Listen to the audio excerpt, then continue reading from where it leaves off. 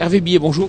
Oui, bonjour. Vous êtes agriculteur et président de la Chambre régionale d'agriculture d'Île-de-France. La situation est compliquée, les agriculteurs vont avoir besoin aujourd'hui de trésorerie.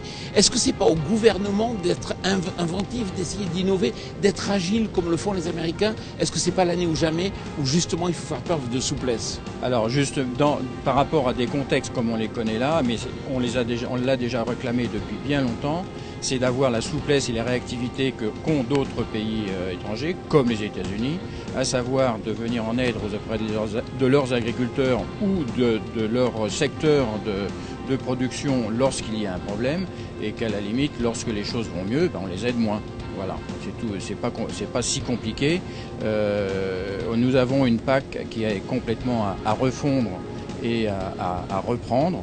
Et puis le volet également sur lequel nous avons lourdement à insister, c'est un peu moins d'administratifs, un peu moins de directives réglementaires qui sont plus souvent franco-françaises parce qu'on est les rois européens. Ça, si on a une palme de ce côté-là, elle est bien située dans ce secteur-là au niveau des complexités et réglementaires que l'on subit, que nos concurrents étrangers n'ont pas à tous les niveaux.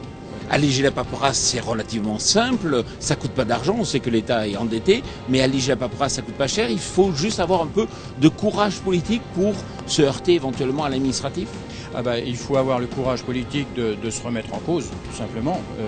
Quand il y a une politique qui ne fonctionne pas ou qui ne fonctionne pas bien ou qui n'est pas satisfaisante, qui amène à la ruine d'agriculteurs ou d'une société ou d'un groupe sociétal, il faut se remettre en cause. Enfin, je crois que c'est le b.a.-ba que chacun doit accepter pour qu'on puisse avancer. On ne peut pas rester sur des politiques dogmatiques comme on les subit actuellement. Alors vous êtes à l'interface des politiciens que vous rencontrez dans les régions. À la fois, ils vous écoutent sur le terrain parce que vous êtes des électeurs, et puis à la fois, comme cette semaine, ils votent des lois contre des solutions techniques, contre les néonicotinoïdes. Alors ça, c'est l'exemple parfait de l'incompréhension totale. On a beau adosser... Nous sommes évidemment pour la sécurité des biens et des personnes, et tout ce que nous souhaitons, c'est transmettre notre bien à nos enfants, dans le même état que nous l'avons reçu, et pas autrement.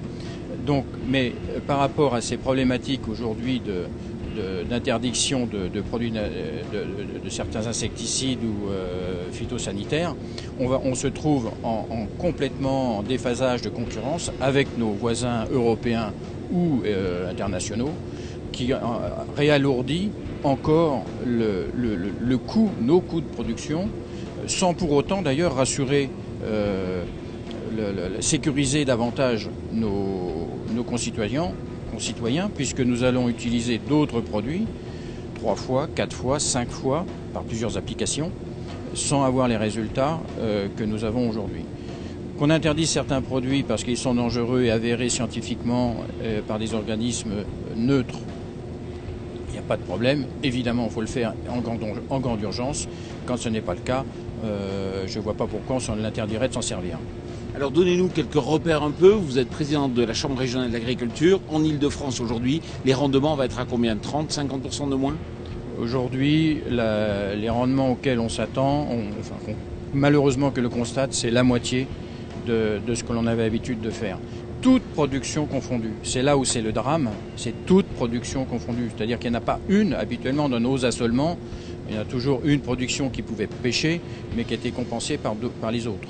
Là, c'est toutes les productions, avec certaines productions, notamment sur des pois, qui sont à niveau zéro. Hervé Billet, merci beaucoup. Merci.